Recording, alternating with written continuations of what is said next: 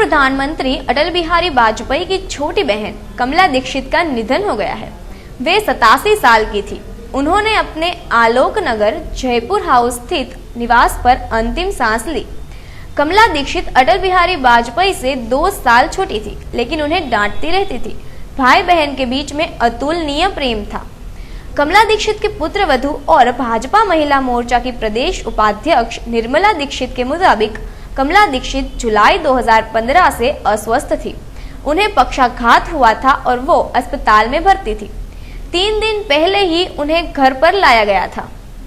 1992 में राम मंदिर आंदोलन के दौरान कमला दीक्षित ने बढ़ चढ़कर उसमें हिस्सा लिया था और इस मामले में वे जेल भी गई थी। भाजपा के लिए सारा काम वो अपने ही खर्चे पर करती थी, लेकिन उन्होंने भाजपा में कभी कोई पद स्वीकार नहीं किया। कमला दीक्षित अपनी पुत्र वधू निर्मला दीक्षित के साथ अपने भाई अटल बिहारी वाजपेयी से मिलने दिल्ली गई थी। श्री वाजपेयी अस्वस्थ है। तब कमला दीक्षित ने कहा था कि हम दोनों में 2 साल का अंतर है, देखते हैं पहले कौन जाता है, और कमला दीक्षित पहले चली गई। अभी 24 जुलाई को अचानक ब्लड प्रेशर हाई होने से उनको ब्रेन स्ट्रोक हुआ। मैंने रेम्बो हॉस्पिटल में डॉक्टर आर.सी. मिश्रा के ट्रीटमेंट में उनका ट्रीटमेंट चला और उसी दौरान वो पैरालाइज्ड हो गई। जब से वो पैरालाइज्ड हुई, उनकी आवाज़ और शारीरिक गतिविधियाँ धीमे धीमे कम होने लगी। उसी के चलते और बीमारियाँ उनको घेरती चली गई। उनका आज 24 फरवरी को ससुर साहब मेरे एक्सपायर हुए थे।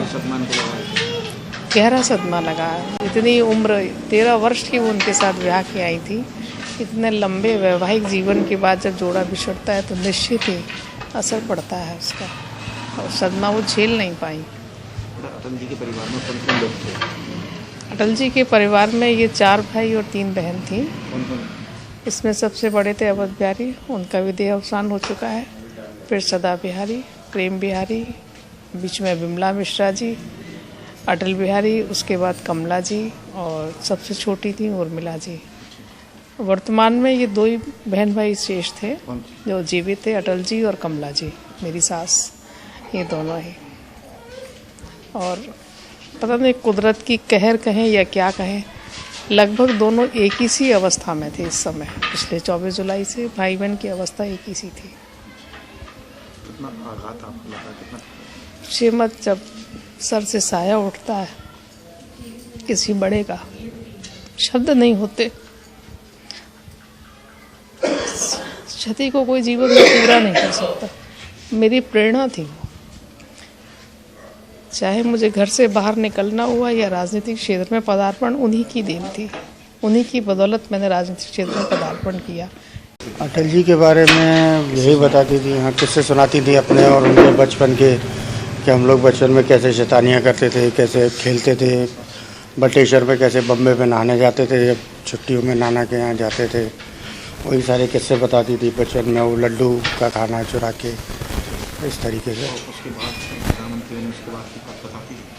हाँ, तब दादी जाती थी, कई बार जाती थी, उनसे खूब हंसी मजाक सब, ऐसा लगता ही नहीं था कि वो प्रधानमंत्री जी हैं।